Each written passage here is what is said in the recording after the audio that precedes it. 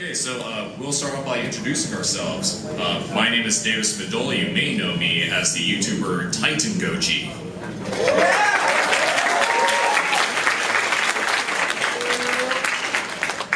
I am Nathan Grady. You might know me as the Sorry to the Nari guy. Yeah. Contributor on Monstrosities, Tokusatsu Vlog. Hello everybody, welcome to the YouTubers panel, Heidi Ho. I am Matt Burkett of Monstrosities Tokusatsu Vlog, and I'm just a big fat jerk.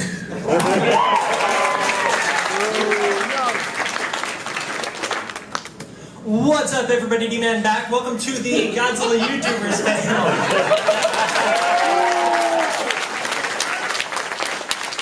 Hello people of G-Fest. This is Andres Perez, aka Kaiju Noir, here with the YouTubers panel at G-Fest 26.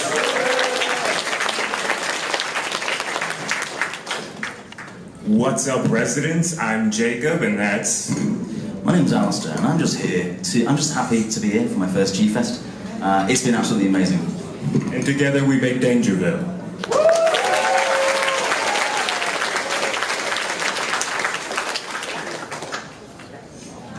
Okay, so I feel like the best place to start is the beginning, where our origins lie. So how were you all first exposed to Godzilla films or anything Tokusatsu related?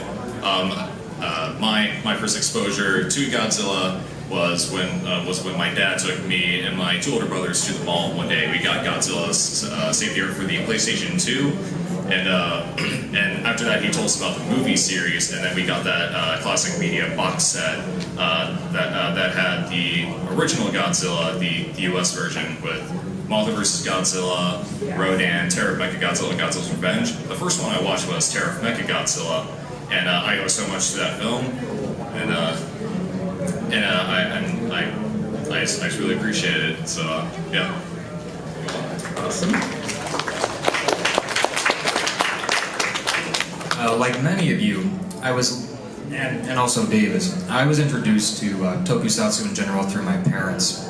You know, they're the ones who showed me like Power Rangers first, actually. And after that, like my mom and my dad thought, oh, well, I bet he'd like, you know, those old Godzilla movies. So he went to a Blockbuster, rented Godzilla vs. Mechagodzilla, good one to start with. Never seen anything like that before. It blew my mind. The moment when like you realize that that's not the real Godzilla, or like when he changed into a cyborg, I'm like, holy crap, this is the coolest thing I've ever seen. There's a bit of a tragic part to that because not long after that my parents got divorced, and that is one of the clearest memories in my mind of our entire family together. Watching this, you know, kooky movie, me looking behind them for like affirmation, like, did that just happen? So I suppose like Godzilla, Tokusatsu in general, I associate with the innocence and purity of family. I think that many of you in the audience can relate.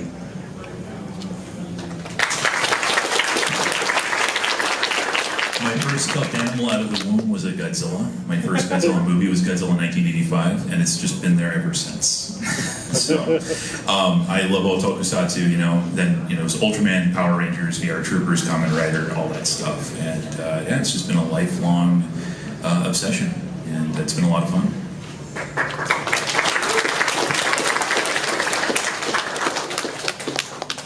I don't really have a discovery point because I was too young to remember. Ever since I was born, my dad's been showing me Godzilla movies, so I've grown up with it as a part of my life my entire life. There has never been a point where I've been alive when Godzilla hasn't been huge in my world, so it's always been there for me. He may or may not be the real Godzilla. Let's see, growing up, I was a huge fan of dinosaurs, like, you know, any other kid. And my parents one day got me a set of VHS tapes, one being Godzilla vs. the Sea Monster, the other being Godzilla vs. Mechagodzilla. I saw those two VHS tapes like hundreds of times, and I was never the same again. I ended up collecting, adding more and more VHSs, and eventually DVDs, while at the same time I grew up with the likes of Power Rangers and Ultraman Tiga, and a little bit of Kamen Rider like Saban's Masked Rider and Dragon Knight. And yeah, after I became more acclimated to the internet. You know, it just opened the doors to a whole world of tokusatsu media. And I was never the same again, and I, never regret diving into this deep ocean of entertainment since then.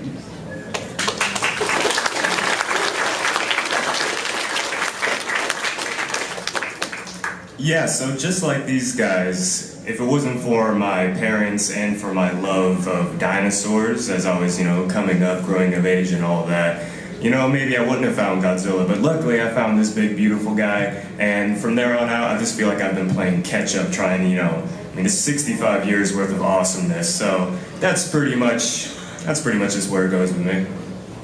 Awesome. So, when I was first introduced, when I was younger, like all these other lot, I always loved dinosaurs, and Ray Harryhausen's films like Clash of the Titans and Jason and the Argonauts. I always loved them. And once I went round to my uncle's house, and to distract me, he knew I'd like this stuff. So to distract me, he was like, "Here's a bunch of Godzilla VHSs, just watch them."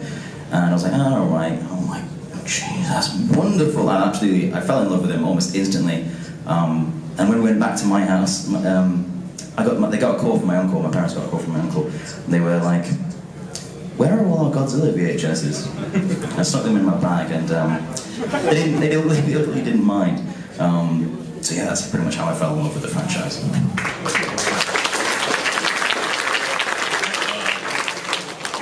All right, so starting here on out until a very special presentation from the Dangerfield guys we'll get to later. This will be like more discussion based, so I'll mention a question from this paper, and we can all just like jump in like in the conversation and whatnot.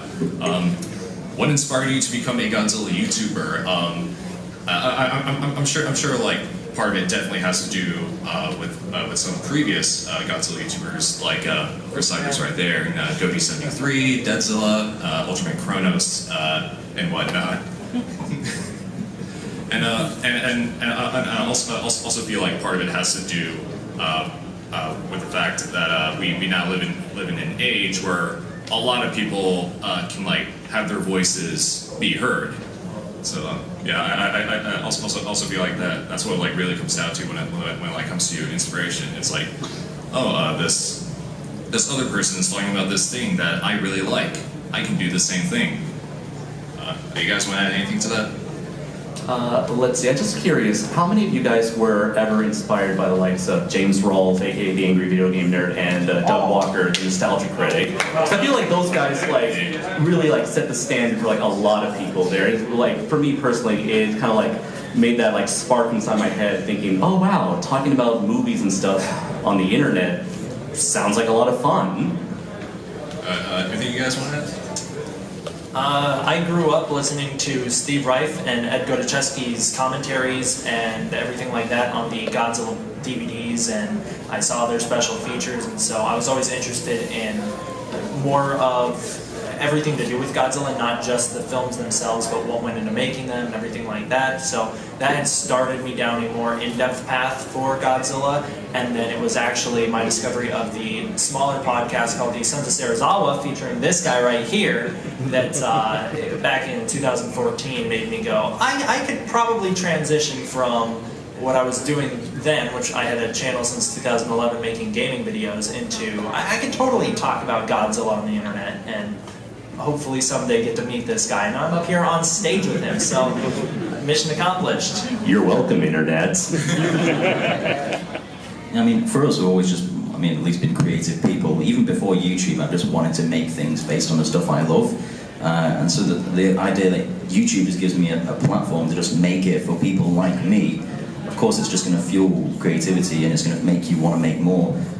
So even before Godzilla, we used to make videos for a channel called Halo Follower, if anyone knows what that is. And we did that quite a lot, but we kind of just lost passion about it because the people that came to our videos, they didn't really like us still because we wanted to go to Godzilla stuff, and they could obviously see that.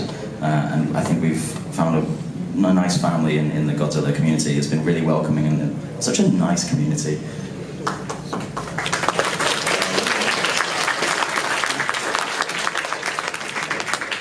I left Channel Awesome and I had a creative void, and so I was like, you know what, it'd be fun to like talk about some tokusatsu stuff, and it just kind of like became a thing. What didn't really watch anybody else. I wasn't aware of anybody else at the time, and then started meeting people like Chris, you know, meeting everybody else and stuff, and it's just, you know, going into this blind kind of a desert, not really sure what's out there, and then finding like it's very much a thriving, living place, you know, the tokusatsu community, you know, not just Godzilla fans, but, you know, the Power Ranger fans and the Sentai fans and the Kamen Rider fans. So, yeah, it was just interest and needed to fill a creative void. And, it's been a lot of fun. For me, I went to school for graphic, web design, branding, that sort of thing. After college, I had a little bit of video work experience. And someone who was trying to film a documentary wanted me to film for a weekend. They liked the experience, so they just made me director.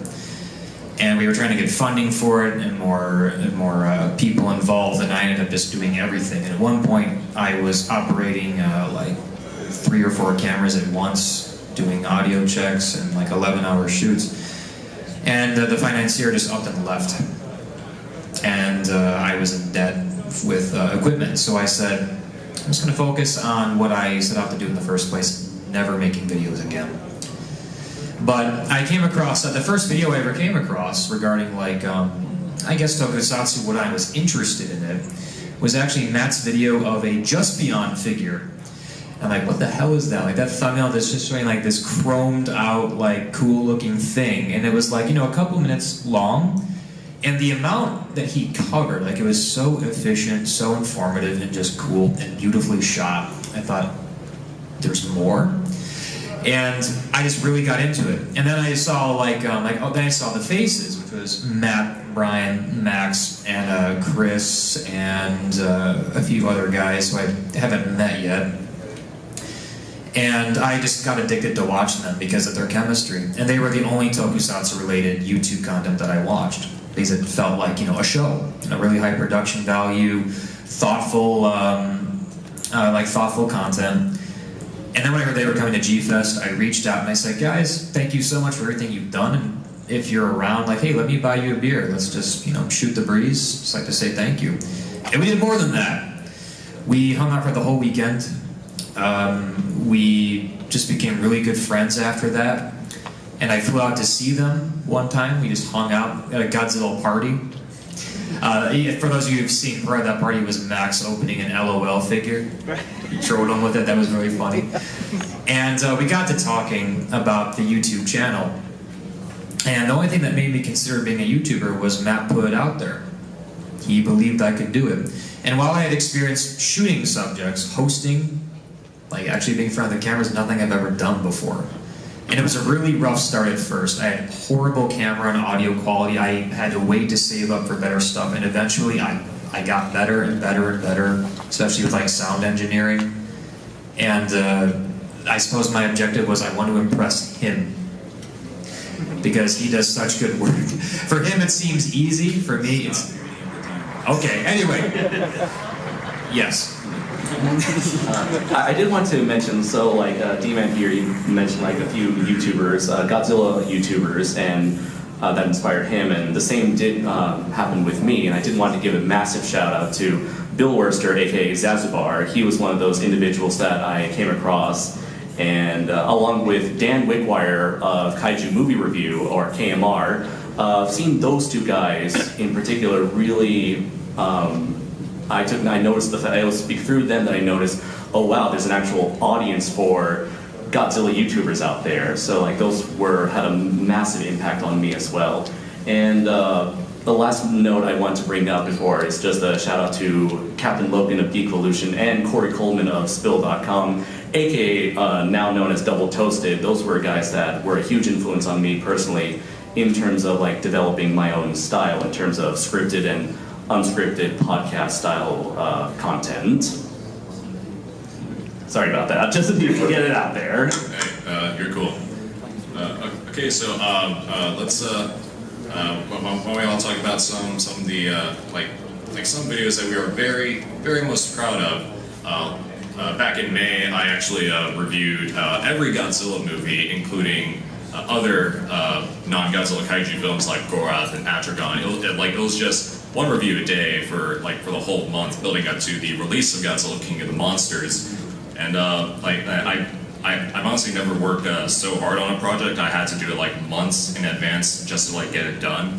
And technically it was I also finished it last minute because I would be reviewing King of the Monsters the day it came out. So yeah, no, that's something I'm very proud of on my channel. What about you guys? I mean, it's funny because our channel pretty much became big because of our dinosaur content, which is what we originally did. Dangerville kind of started off as a platform for us to just do anything we loved, and then it kind of slowly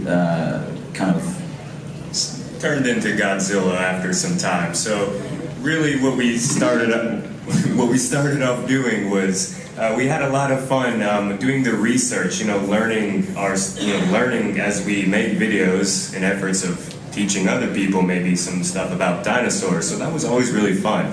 And then we moved into Godzilla, and we were able to learn about the really deep history of everything Godzilla. So we kind of took that original style of, what goes into a T-Rex, but now we're doing it with, Godzilla, and how a suit was made, or how the roars were made, and all that. So that was really a big part, and kind of a thing that I enjoyed really a lot, yeah. And as for stuff we're proud of, I mean, obviously there's some dinosaur fact stuff we're proud of, because we like being able to learn new things. I mean, even if you're learning new things through the videos, and we're learning new things making them. But as for the ones I'm probably most proud of, it's probably like the animations. One you will see very soon, Walking with Godzilla, which if anyone's seen, or not seen, you will see it. That took me a good 7 months to make. And I'm pretty proud of the outcome, and I hope you like it, but yeah. I think back in 2015, I started a series of reviews covering every single special effects heavy Toho film of the 80s and 90s. And I feel like it was at that point I was really starting to get a hold of my style of script writing for when it comes to scripted reviews. And to this day, I'm still very proud of how those reviews came out and how I was able to learn how to articulate my thoughts in a more elaborated manner, a more detailed manner. The other thing that I'm very proud of was my History of Gundam video that I did, which has performed beyond my expectations. Me being a huge fan of the Mobile Suit Gundam franchise, my second favorite franchise after Godzilla, I always wanted to make a video helping newcomers to the franchise to get into Gundam, and because it's so massive with so many continuities, I felt I just wanted to make a rather condensed, straightforward, to-the-point video explaining what Gundam is and just how many versions there are. And a lot of people have, thanked me for saying, oh wow, I never really, Gundam felt too big for me, too daunting of a task to get into, but this video really made it feel clear, and I'm just very happy that my video was able to have that effect on. I was one of them. Yeah. I was too. I saw that actually fairly recently. Oh wow. Really? I watched it actually 3 times over the course of a day, I believe. Oh, okay. I took on stuff while I work. That was a very good video, my friend. Thank you very much, man. I appreciate it. I learned something. I kind of make a habit of not watching my videos, never revisiting them. So I wonder why. Yeah. I guess some of the ones that I'm proud of in retrospect. I made a Haruo Nakajima tribute back in 2017 when he passed away. That's one of the few videos that I will revisit, and then my recent-ish interviews with King Ghidorah actors from King of the Monsters, such as Alan Maxson, Jason Lyles. I'm excited for any of the upcoming projects I'm going to be doing with those guys, so those are the kinds of videos that I'm proud of. You were the first one to actually reach out to those guys, right? And actually do interviews with them? I was the first person to get an interview with Alan Maxson, and I believe I was one of the first for Jason Lyles, if not the first. Those are the mocap actors for King Ghidorah from... Shout out to Alan Maxson, Jason Lyles.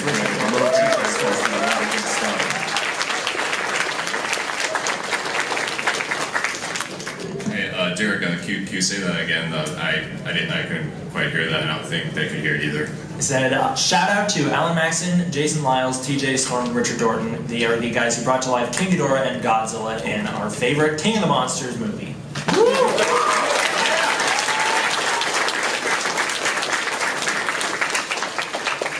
Probably like 5 years ago, Bandai decided to make an SH figure arts of Sadako, the dead girl from the Ring series. I'm a really big Ring movie fan, and I wanted to actually review that toy. And it gave me a really weird excuse to recreate the Ring video and then make the review look like it had like this VHS overlay on it. And you know, like it might not be like technically like great or anything like that, but I had a hell of a time just like putting it together, and it was a lot of fun. And it, you know, it's half a decade old at this point, but I still kind of point to that as like I had the most fun with that. And recreating the Curse video was just like, yeah.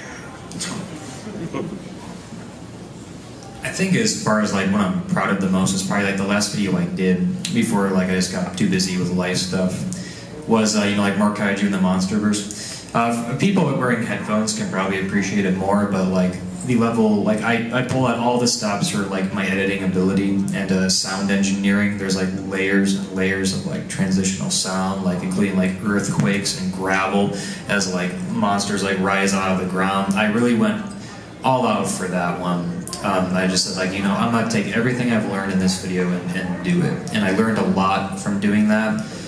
While I'm a creative professional, it doesn't mean that I know everything, and he has a lot to teach especially, so oftentimes like when I'm trying to think of like what to do next, I just, you know, like the Sarako video, I think, okay, how would he transition this? So I felt like I took everything I learned from him and did it in that video, and I'm pretty proud of that one. Okay, so let's. How about we all talk about the approach we have when it comes to like making videos, as well as like some of the challenges we face along the way. Copyright. Yeah. And Bandai. Okay, so aside from being scared that we'll get sued by Toho and can't do anything with Godzilla anymore, my personal approach is basically like talk about what no one else is talking about. Really, that was part of my inspiration when I like did a ton of movie reviews back in May, because no one's really talking about Gorath, Atragon, or War of the Gargantuas, or Space Amoeba these days, really. Speaking of which, I just reviewed Yamato Takeru not too long ago. It's a pretty underrated film. Y'all should go check it out. It's Orochi the Eight-Headed Dragon. And as you said Friday, one title sounds cooler than the other. So that's basically my general approach when it comes to like making videos. I'm sure you guys like have something different aside from like just sharing your love for a not only a film franchise but like an entire subgenre of films in general. It should leave you feeling like proud of yourself for watching it, I guess, is like how I feel about it, you know? So that you can say to someone, hey, did you know that such and such is this, as opposed to, you know, did you hear that this and this is going to happen, you know? So I guess that's the challenge, is what can I dig through, what can I discover that's different and new to like give, you know, to give substance to the video. So I'd like to add that a really important thing to really do going into making videos is to really just have fun. If you're not having fun, then what's really the point? If you're forcing yourself to make your content, then really at the end of the day, it's just your viewers are going to come across and they're going to see that. So it's really important that you're enjoying what you're doing. And something that's kind of unique for us, kind of a trouble, is that he's from England and, you know, I'm from the States here. So we have to kind of bounce around time zones. We have to constantly work through communicating just with words on the screen on our computers. So that's been kind of a challenge, but I say we've handled it fairly well over the years. Yeah, I mean, if anything, the time difference is beneficial, because if some news comes out and it's 3 o'clock in the morning for me, he's still got some time before he goes to bed. I'm already half asleep, or completely asleep, hopefully. So he can make the video and then get it released next morning, rather than I start the video and then release it at the end of the day or the next day. So if anything, you know, it's a bit of a challenge, but it kind of is beneficial towards the channel. Yeah, there's pros and cons to that. I also want to add,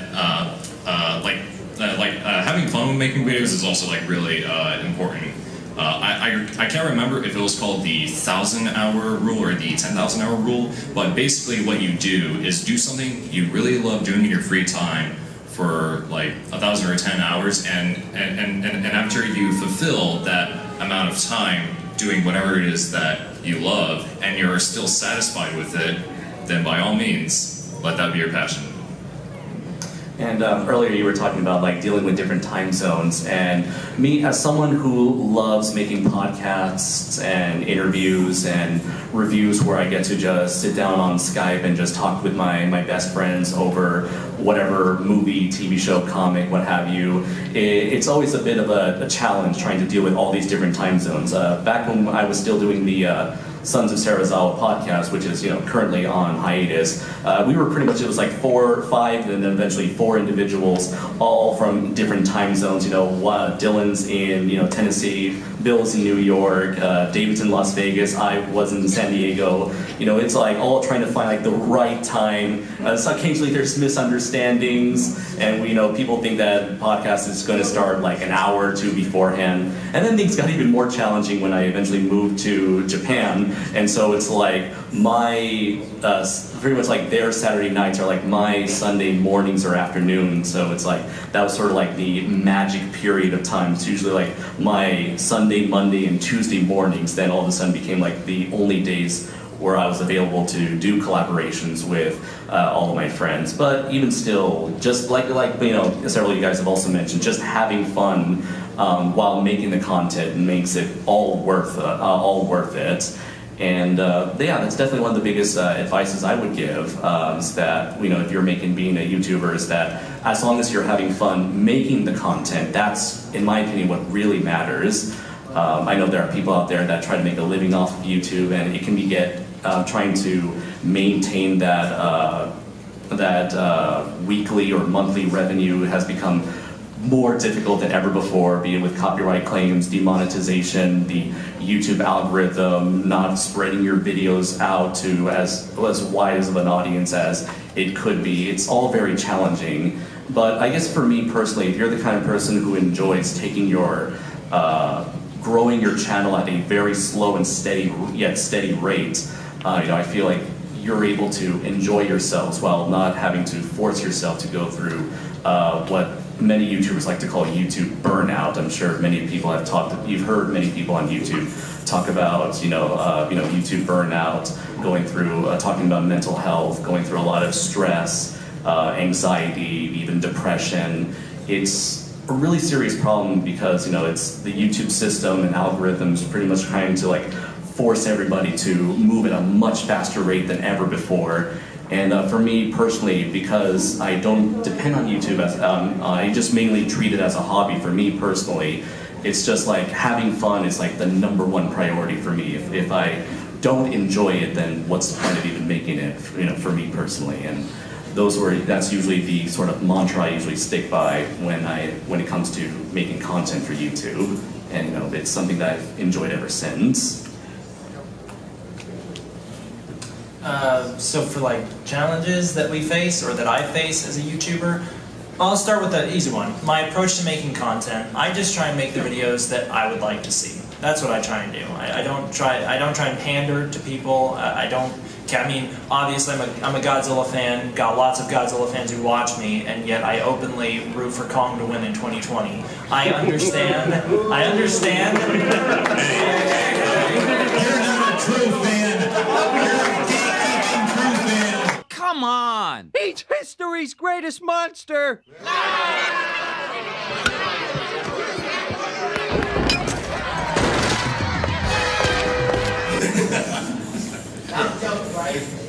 What's a joke? Kong for 2020? That is absolutely not a joke. Kong for 2020. Hashtag Kong for 2020. That been right those now. fighting words you hear. Yeah. Sorry to the Nari King Kong for the win.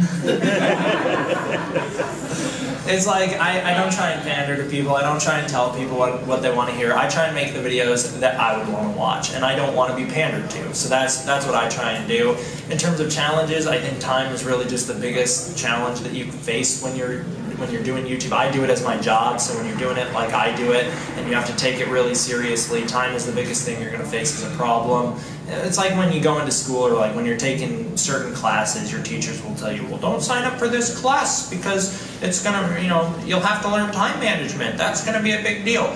Not a single class I have ever taken taught me time management like working YouTube did. YouTube has just like changed my world in terms of understanding how things work, and everything I do takes so much more time than I think it's going to do, and I'm trying to get better, so it's just always a battle with time. That's the biggest thing I've learned. Don't compare yourself to others. There are all sorts of different kinds of YouTubers out there. Do not compare your creative endeavors to other people. Follow your own path, forge your own path. It's something that every filmmaker, every content creator is going to need to learn at some point. And everything that these guys have been saying, love what you do what you love. I mean, it's pretty much it.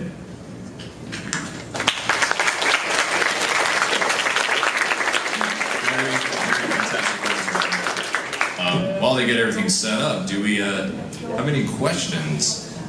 I saw you first, so go on ahead. Yeah. What do you think that your mom has a genuine chance of winning next year? Absolutely, because he's going to. Hey, if Kong beat him once, he can beat him again. Damn right. It was a tie. No, it wasn't. Well, you see in the Japanese version, Godzilla.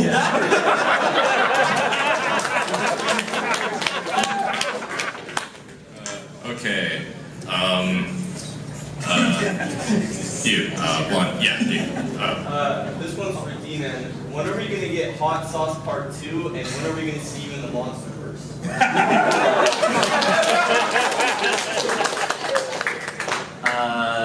There, hopefully, fingers crossed, will never be a Hot Sauce 2, because I don't want to endure that again. As for the MonsterVerse, it's whenever that Get D-Men in Godzillaverse competitions notice, man. It's up to them. It's not on me.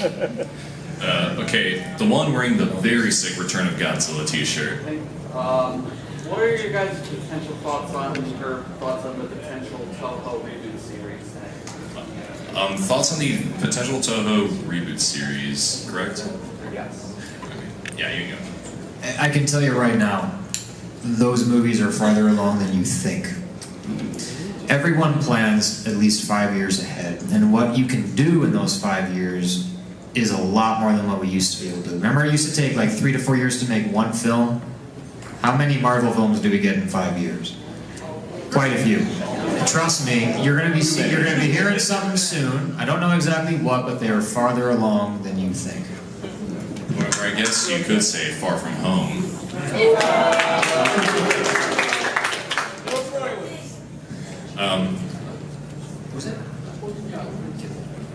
Kid in the yellow up front, right there. Yeah, you. So what do you think Godzilla's college or reveal San Diego Comic-Con? Like a trailer or Star Island? Destroyer! Is Warner Brothers even going to be at Comic-Con this year? So that's the thing is, Warner Brothers isn't having an official presence there, so if anything, we will get unrelated still images coming out to coincide with the convention, like what they're doing with Wonder Woman, rather than actual presentation at the convention. I still, fingers crossed, I'd like to say that I'd love to see a trailer, but we're not going to see a trailer. If we didn't get still images this weekend, we're not getting a trailer next. We will see still images of King Kong winning. We'll probably get like a very nice poster of like a very slick logo, and that's it. Are we get Nico?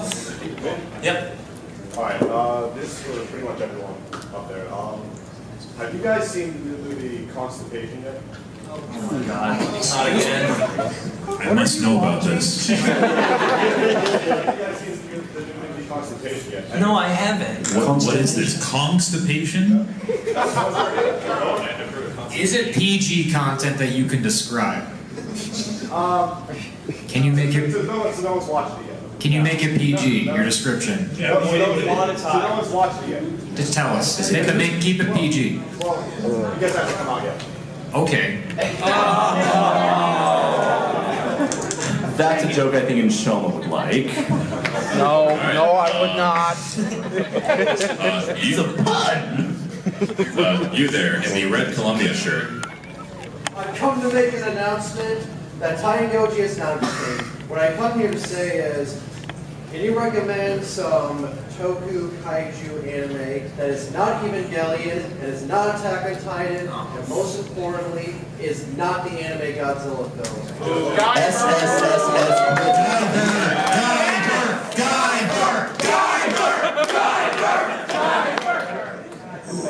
I think ranking Gridman!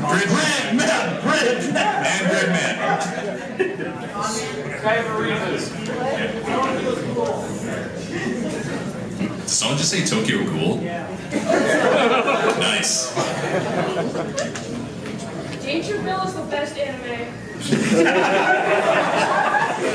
Thank you. I agree. Do you guys want to think I feel like I'm just hogging it? You're hogging everything. Sorry. I'm the reason you're here. Yeah, nobody talks to Jesus that way. Disconnected in the screen. Alright, Yes. As long as no one gets hurt in the making of that movie. Only if someone gets I know, it's the best part. Okay, so Right, guys, I think we're ready. hang on a sec. The question was, should Pulgasari get a reboot in North Korea? And I said yes. In North Korea. Okay, I'll watch that. Wait, As long as no one is kidnapped. Sure, no kidnapping. They've already got a giant monster. wait, so is everything ready? I think it's ready. He's in charge of the lines. Sorry to cut all you guys short if you had questions, but if you still have questions, feel free to stop or stalk us after the panel. So, yeah. Who's closest to the lines? Where's the light switch in here? That's the questions. Let there be darkness.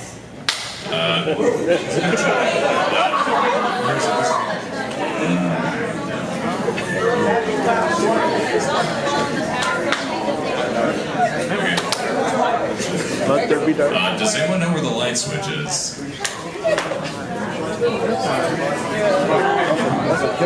Okay. Kevin hit the second button from the top. Second button from the top.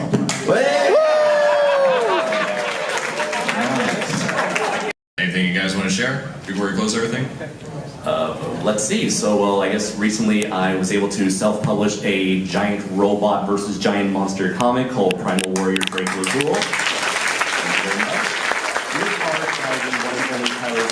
Covered by none other than Jeff Zornow himself from IDW's Godzilla comics. Have it available on Kindle, digitally on Amazon, and currently working to get more physical copies released via Amazon as well. If you want to know more information about my indie comic, you can check out on Facebook Primal Warrior Dracula Duel, or you can follow me on Facebook and YouTube under the name Kaiju Noir. We have 2 minutes, so make it quick. I love you.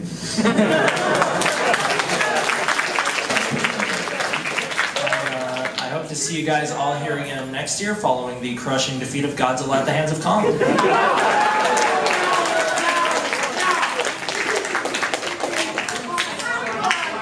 Please collect responsibly. Yeah.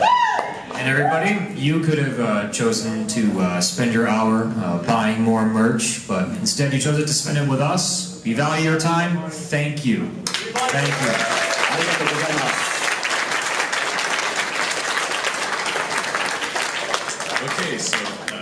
Okay, so I started promoting this in the beginning of my videos lately, but I have a TeePublic where I sell t-shirts. I'm actually accepting orders for t-shirts right now, and after G-Fest, I will be uploading a new t-shirt design, that of Orochi, based on the film Orochi the Eight-Headed Dragon.